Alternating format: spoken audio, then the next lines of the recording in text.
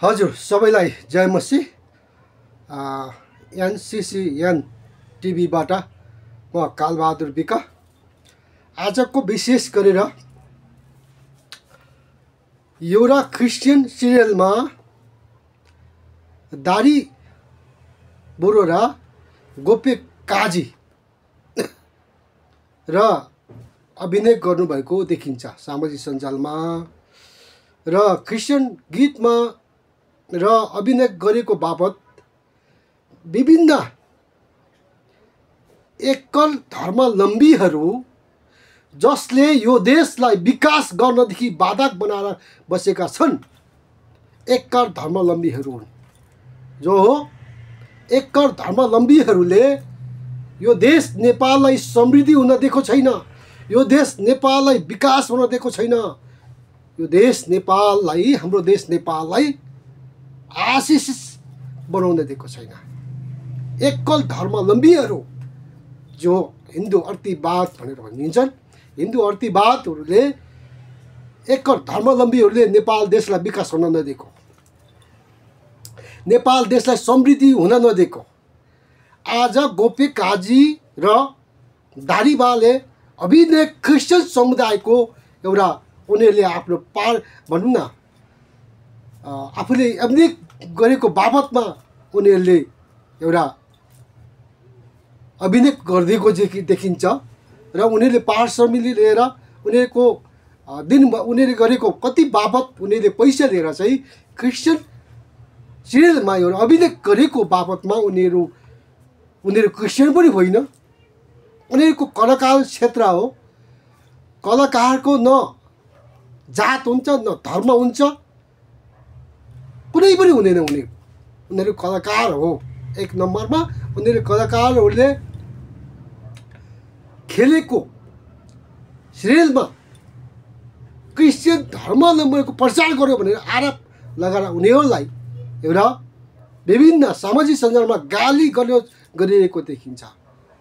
कठै मेरा नेपाल देशमा कस्ता मानिसहरू जन्मेका छन्, कस्ता मानिसहरू पैदा भएको छन्, कस्ता मानिसहरू यो देशमा उत्पादन भएको, जसले यो देशलाई विकास गर्न दिएको छैन, यो देशलाई समृद्धि गर्न दिएको छैन, यो देश नेपाललाई बाधक बनाइरहेको छ।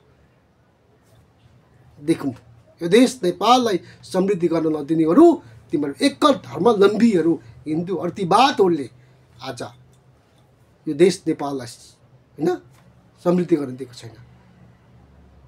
अहिले ती हिन्दू मान्ने दलितहरूलाई आज उनीहरू दलितलाई आज तिमीहरूकै अहिलेका धर्मावलम्बीहरूले मारेर नमराज जस्तो विकालाई लगायतको टिमलाई मारेर आज बिना न्याय नदिएर चाहिँ आज माइती घर मण्डलमा धर्ना बसिरहेका छन्।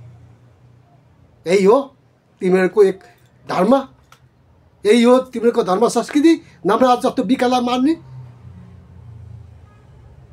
एक धर्मावलम्बीहरूले चाहिँ ज्यान मार्न हुने होइन, दलितलाई मार्न हुने। तर गोप्य काजी र दारी बुढाले चाहिँ क्रिस्चियनहरूको प्रेमको कुराहरू देखाएर चाहिँ अभिनय गर्दाखेरि चाहिँ उनीहरूलाई गाली गर्ने। यस्ता किसिमका देश विकास गर्न नदिने तिमीहरू जस्ता एकल धर्मावलम्बीहरूले गर्दाखेरि यो अर्थवाद, हिन्दू अर्थवादहरूको सोच परिवर्तन नभइकन यो देश नेपाल परिवर्तन हुँदैन। त्यसकारणले नेपाली जनताहरूले बुझ्न पनि यी भारतका दारू खाएर होइन दारू खाएर यिनीहरूले आज नेपाललाई समृद्धि हुनको तिब्र रोकिरहेछन्, नेपाललाई होइन विकास हुनदेखिबाट रोकिरहेछन्। कसले हो? यी एकल धर्मावलम्बीहरू हिन्दू अर्थवादहरूले भारतको एजेन्डा बोकेर भारतका चाहिँ एउटा हत्याको धर्मावलम्बी हत्या गरिरहेको विभिन्न समस्याहरू छ। मान्छे मार्ने, मान्छेसित बलिदान दिने विभिन्न किसिम गरिरहेछन्। यस्ता किसिमका चाहिँ आदर नभएका धर्मलाई अगाडि ल्याएर यहाँ चाहिँ गोप्य काजी जस्तालाई चाहिँ आज गोप्य काजी र दारी बुढोलाई आज यिनीहरूले गाली गरिरहेछन् भन्यो भने यिनीहरूकोसँग प्रेम छैन, यिनीहरूको कुनै पनि होइन अर्थै छैन, अर्थहीन भएको यो एक धर्म हिन्दू अर्थवादहरूले यो भारतकोले यो देश नेपाललाई विकास हुनलाई भारतले दिएको छैन, यो देश नेपाललाई समृद्धि हुनलाई भारतले दिएको छैन।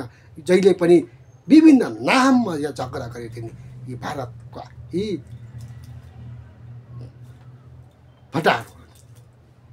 त्यस कारणले नेपाली जनताहरू तपाईँहरू सचेत भएर चाहिँ दारी बुढाले गरेका र गोपी काजीले गरेका अभिलेखमा तपाईँहरूको के छ त भनाइ असल र तपाईँहरूले पनि प्रेम गर्नुहोस् उहाँलाई।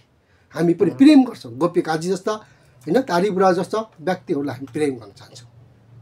राष्ट्रिय क्रिस्चियन न्याय सङ्घर्ष समिति नेपाल संयोजक जय मसी।